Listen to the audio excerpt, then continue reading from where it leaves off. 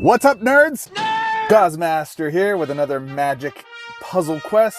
Today's quest, Garruk Unleashed. We're going to finally pick up one of the most highly coveted and sought after Planeswalkers in mono green, and I'm going to give you straight talk on whether I think it's an S tier or lower, possibly, mono walker. And in addition to that, we're going to be leveling him up, and I'm going to show you a couple of builds, a Pauper build and an OP build that I think really maximize his abilities. But first, what's in the box? Every week on Tuesday, you get a new set release in the Elite Packs from Puzzle Quest. And today we've got Ixalan, Dominaria, Core Set 2020, Theros, Core 21.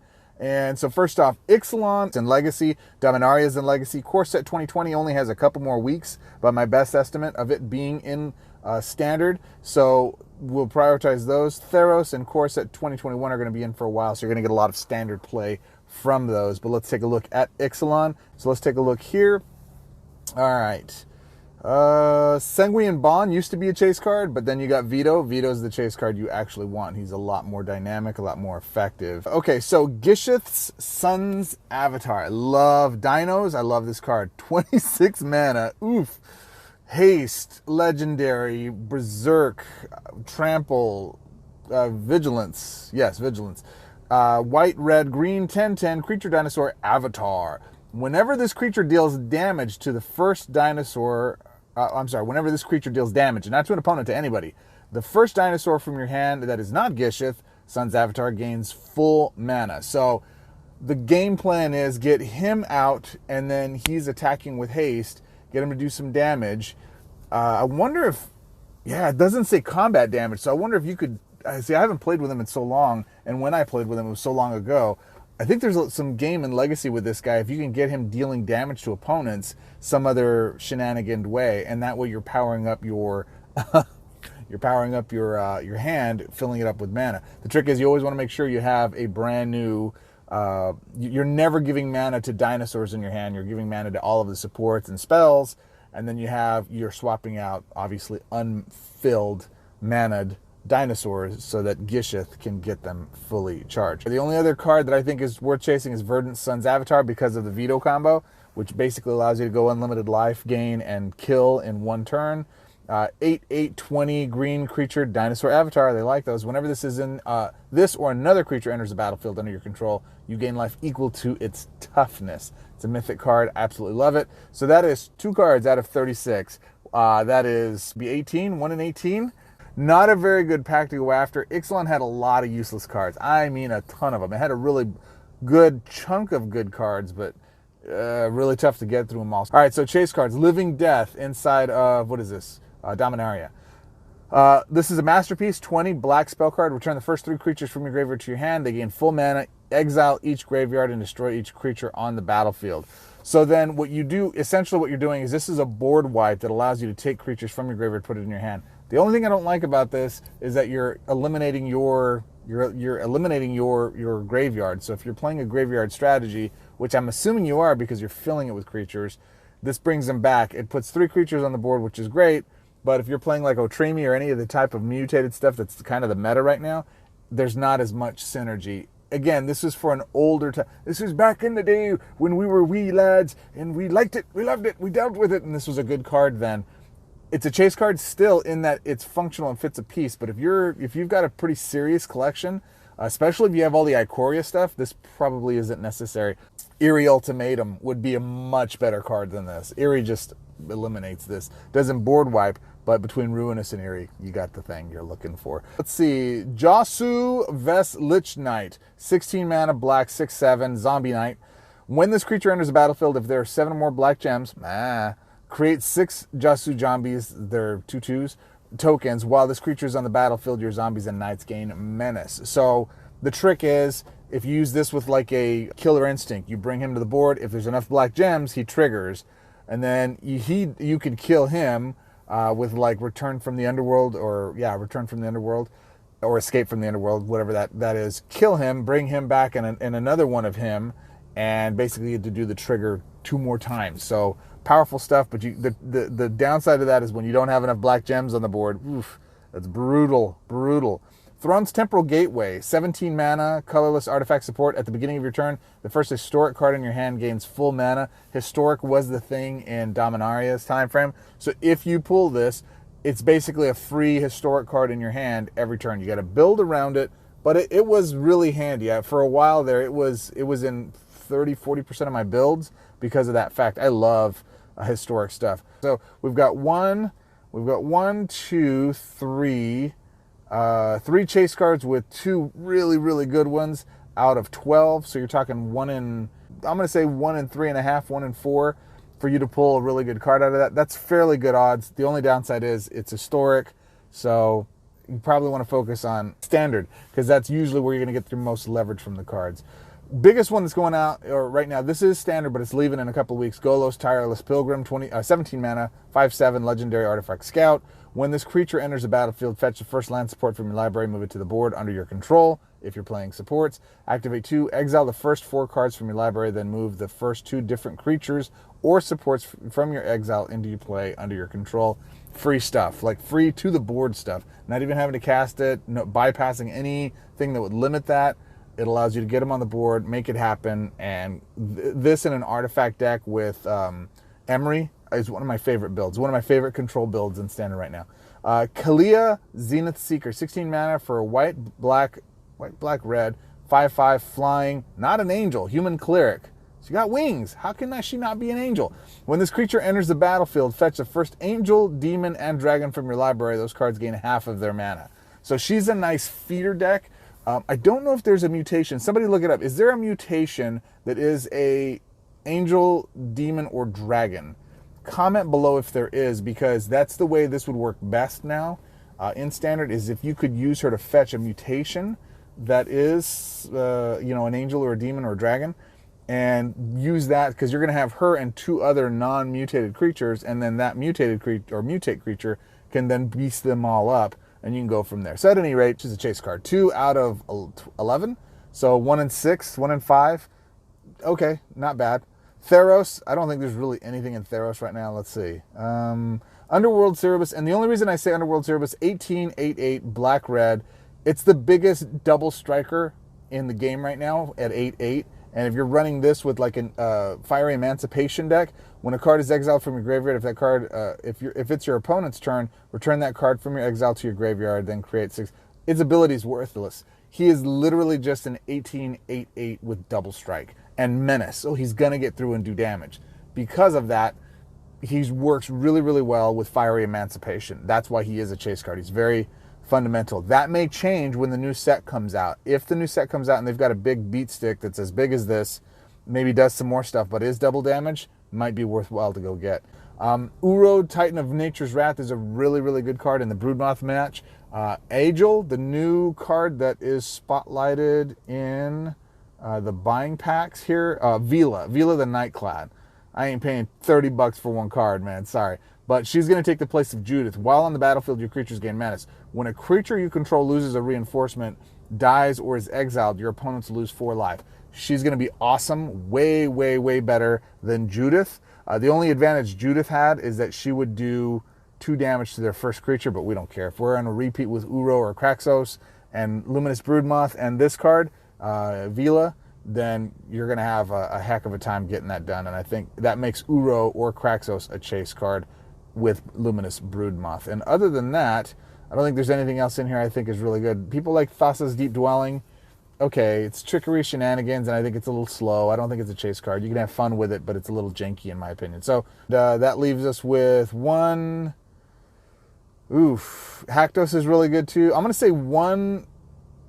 I'll say 2 chase cards in here with Uro. I think it's a good card to have because you gain life. It can really help you out. And then 1, 2, 3, 4. I think there's 5 out of 15. So you got a 1 in 3 chance of pulling a really good card. You really have a 1 in 8 chance of pulling a great card, seeing as how one of them's a masterpiece. So there you go. Those are the ratios there. And then finally, Code 21, Chromatic Orrery. I think we've covered these already. 24 mana, support card artifact. At the beginning of your turn, your colored mana bonuses become 4 until end of turn. When you activate a loyalty ability, convert 2 gems to each color. It's a great way of putting mana into your hand.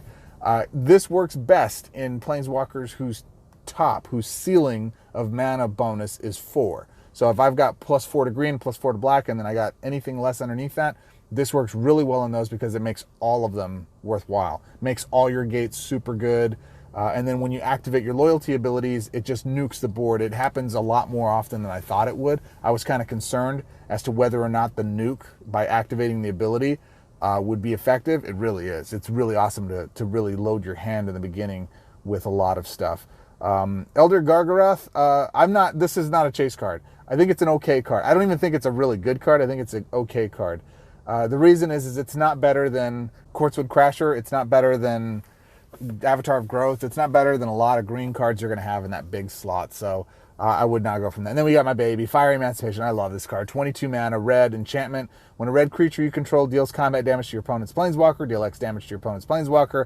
X is 3 times that creature's power. When you cast a red spell, deal damage to your opponent's Planeswalker, equal to that spell's base mana cost. One of my favorite decks to play right now in Standard is Subira. I use Subira, Fire Emancipation on the board. I use Subira. I have Glint Horned Buccaneer, and then I have Chandra's Pyreling, and they're going to nerf that soon, but it hasn't happened yet. And every time I discard a card between between Subira's ability and Song of Creation, I wind up ditching all the cards in my hand and then drawing 3 more, and then I ditch those 2. And every time I do that, Glint does 3 damage to my opponent. And every time I deal 3 points of damage to my opponent, Chandra's Pyreling gets +3, I think, till the end of turn. And then when she swings with Fire Emancipation on the board, she just wins. If she gets up to like 20, she swings for 20, and then Subira gives her double strike, and Fire Emancipation's on the board. It's just so synergized. You get the combo off right. Even if you don't get the combo off right, it wins in like 4 or 5 turns. It's so good, and I highly encourage it. Let's see. And then Subira, as a result of that, Subira is a chase card. 10 mana, red, 3/4. Legendary Haste, Bravery, Human Shaman. When this creature attacks, your other creatures with base power 3 or less gain double strike and unblockable until end of turn. At the beginning of the combat on your turn, you may discard all cards from your hand. If you do, your creatures with base power 3 or less get +3/+3 until end of turn, and you draw 3 cards. It's just a little micro weenie stack that is actually really powerful. It's taken me a while. Like, I shot the video some time ago, and if you haven't seen it, go watch his Death by Weenies. It's amazing. However, this deck, and now that I've kind of fine-tuned it a little bit, I don't think I've changed maybe 1 or 2 cards, but what I've really done is learn how to play the deck. Get Fiery Emancipation out as quickly as you can. In fact, one of the things that I need to probably add to this deck is going to be Ironcrag Feet, so that I can cheat the more expensive cards out faster. So you've got one... is this the one that's the leader? No, that's not. So that's 1, 2, 3. 3 out of 14. So you got 1 in 5-ish, I'm going to say, because one of them... No, they're all mythic. So 1 in 4. I'll say you got a 1 in 4 odds of pulling this out because you're less likely to pull the masterpieces. So there you go. I think that's your best value is the M2... listen, I want to tell you how relieved I am that the newer sets, Ikoria and Core 2021, are the ones that have some of the best cards to choose from.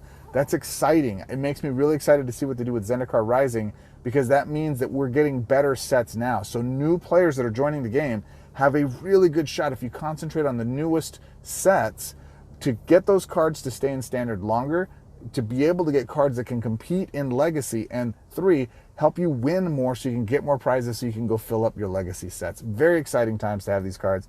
I love it. I can't wait to get to it.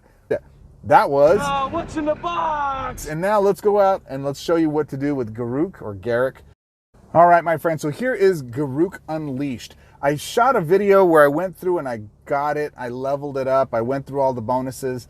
If you want to see that, comment below. If you like seeing how I walk through the different things with it and what you can expect at the different levels, chime in and let me know, because I want to make sure I'm not wasting your time with doing that kind of stuff. If you don't care for that, let me know as well in the comments below. My party people, if you joined the tribe, if you haven't already subscribed, do so, and let me know that you've joined the party so we can rock and roll and we can quest together, my friends. But let me kind of just give you the rundown. At 60th level, he's 128 power.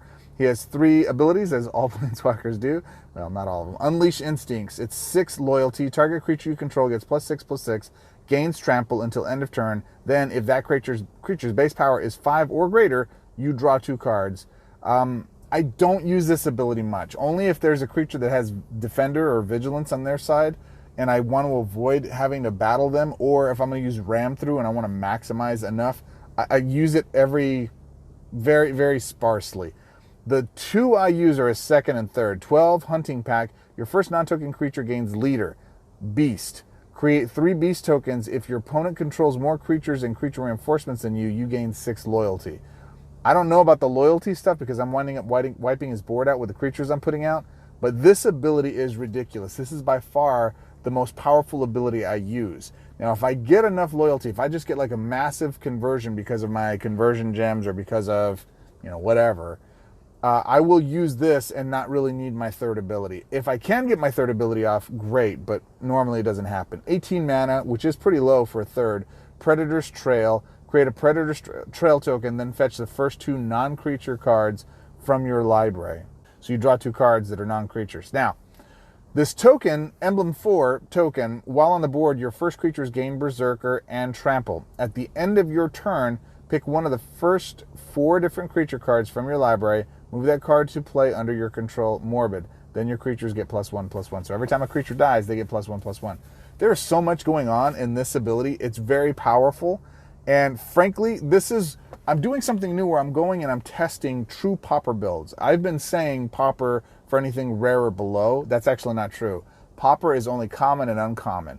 Peasant is gold card or rare cards, uncommon and common cards. But Pauper, true Pauper, is only common, uncommon. So I'm going to start building decks that are Pauper only to demonstrate the strength of Planeswalkers, and then I'll show you my OP build as well. So this is our Pauper build. Titanith Rex, my favorite green dinosaur beast. He's the best. 22 mana, very expensive. Trample cycling 11/11. We're not going to ever cast this guy. If we cycle him, when you cycle this card, target creature you control gains Trample. Nice. Gates is the engine. Golgari, the green-black. Gateway Plaza. Selesnya Guild Gate, which is green and white. Death Sprout, so that we can eliminate some of their creatures, and we can go grab one of our gates. Typically, I grab the Gateway Plaza to get it on the board faster. Omen of the Hunt, so we can get a little more conversion. Plus, when it blows up, I can go grab one of my supports. Cultivate, convert 8 gems to your Planeswalker's colors, and fetch the first land card from your library against half of its mana. Circuitous Route, 8 mana, green. Convert 6 gems to green, then fetch the next gate support. There's a lot of conversion in this, and that's all that matters. Migratory Greathorn, 12 mana, mutate. It's got reach, 4/5 beast. We'll fetch the next land support from your library and more. Move that card to play under your control. We want a lot of land. Ram Through. Deal damage equal to the power of target creature you control to your opponent's first creature. If that creature has trample, excess damage is dealt to this creature's controller instead. So essentially, this is a land deck, right? This is a land deck with 2 beasts, a little direct damage, so we get Death Sprout, and then Ram Through is really kind of our play to go. All right, so here we are up against Book Brown running Fibblethip. I don't call him Fibblethip, I call him. So it's us against them. Let's go. All right, so we want to get our gates out as quickly as possible and ramp up there as quickly as possible. As always, the standard gate strategy. And I actually made a mistake in the deck build. His mana bonuses are for red, and I have a white green in there for some reason. I don't know why I thought white was the right color for that. So even I can make mistakes on my deck build. I am human. So black and red, green, red, black is essentially the color schemes here that are his best. We're going to go white into black, and that gets us our first one. Did not take the loyalty swap. Almost didn't get the loyalty swap. Now we want to max out our loyalty as quickly as possible. Just want to go there. Boom. All right, so we're at our second. We want to get that third down. I love conversion. Look at that. Isn't that beautiful? I just don't have to do a thing. By turn, what turn is this? This is turn 7, okay? We have all naturally, our third ability ready to go. So that's on the board. That draws us 2 non-creature cards. And I actually want to wait on this one. And the reason we want to wait on that is because we want to get our second, we want to get back to our second ability again here. We want to recharge our second ability back up. And the reason we want to do that is because we want to give, I'll show you here in a minute, but just know we don't, the first creature we want out is actually our Titan Wrath. Okay, so we're going to go confirm. We're going to go get a Titan off. And we're going to say go. And I'm going to hope that I get enough conversion at the start of my turn that it powers me into my second ability, because my hand is full. Come on, there it is. There it is. So I got my second, right? This build, this Pauper build is so synergized. Now we get to see that it gives our first creature. It's not target creature you possess. It's your first non-token creature. So now, if I bring him out, and I actually go, let's actually go here. I mutate, he gets bigger, and now I get more land supports. Now I can grab some insurance. And the reason I want to do this is now, my second turn, I want there to be enough of conversion so that I can go back in my second ability. Did I get enough? One more? A little more? Yeah, that's what I'm talking about, baby. Yeah. All right, so now we do it, and now he gets that ability as well, and he gets buffed 3 times because of the tokens. And it's great. Now, here's the only downside. There's no beast tokens in common, uncommon. There are some in rare, but not in common, uncommon. So that really stinks, but it is what it is, and that is the best we're going to be able to do right now. And just focus on that. So that's it. That's game. You know, here we are. We're swinging, and we were, obviously he didn't do anything. I was waiting for him to bounce him, but that's how the deck flows. Let me show you the OP build though, and I'm going to be honest with you. I actually think I like the Pauper build better than the OP build, but I'll show you what I mean. All right, so here is my Pauper build, or actually my standard, my regular over-the-top build, and it's got a couple of different elements in it. Trumpeting Gnar, I'll talk about. Thrash, Court of Calling, Finale of Devastation, Omen of the Hunt, Animist's Awakening, Leyline of Abundance, Season of Growth, Avatar of Growth. Okay, so Leyline of Abundance, the key thing here, overflow. Your green mana bonus is increased by 1 for each green creature you control until end of turn, right? Avatar of Growth, when this creature enters the battlefield, convert X gems to green. X is your green mana bonus, then fetch the first 2 land supports from your library. Move those cards to the board under your control, okay? Animist, you know what it does. Season of Growth, you draw a card for every time you gain a creature on the board. The real play here for me is Garruk's Harbinger. So my goal is to get him out and beef him up as much as possible. When this creature deals combat damage to your opponent's Planeswalker, fetch the first creature or Vanguard card from your library. Then if that is a green creature or Vanguard with the Garruk subtype, that card gains mana equal to the damage dealt this way. All right, so I had Song of Creation. I experimented with a bunch of different OP cards in here. They don't really synergize well with Garruk's Harbinger. So I wound up taking them out, and I found that I got enough draw just doing the things I'm doing. It was really, our main goal is just to get up to that third ability. And the challenge is we only have 2 really, well, 3 with Avatar of Growth's conversion model. Thrash is really good because your first creature deals X damage to target opposing creature or Planeswalker where X is its power. So I don't, with Ram Through, I have to have a creature first. With this one, I can just target, I thought that was like close or something back there. I can just target Planeswalker or creature, it's up to them. What's really neat about this is the other side. 7 mana, I create a Gruul Beast token. So I essentially reinforce my creature once it has the Beast Leader thing on there. And then Trumpeter Gnar, 5/5, 12 mana, blue-green beast, create a beast token. So when I mutate, every time I'm reinforcing this creature, it's getting another reinforcement. It's basically reinforcing it twice after it's got the mutate ability on there. So, all right, let's take this OP build and let's go tackle down Phoenix Rising, piloting Nahiri. Cool. All right, so right away we want to take this and start getting our Avatars of Growth down to get as much conversion as we possibly can. He's really the key to driving this engine. So we're going to go green, landfall, take it. All right. Brutal. brutal, but I got another green one. So let's go here. That was a landfall. That was good. That was gooder. All right, so let's go get, I guess we're getting Garruk. And he gets bigger and goes and swings. Yeah, we're going to do that now while we can. Just do, whoa. Oh, there was something on the board. I didn't see the trap. She had something set for me. She had something set for me. That's all right. We're going to go here. We're going to go red.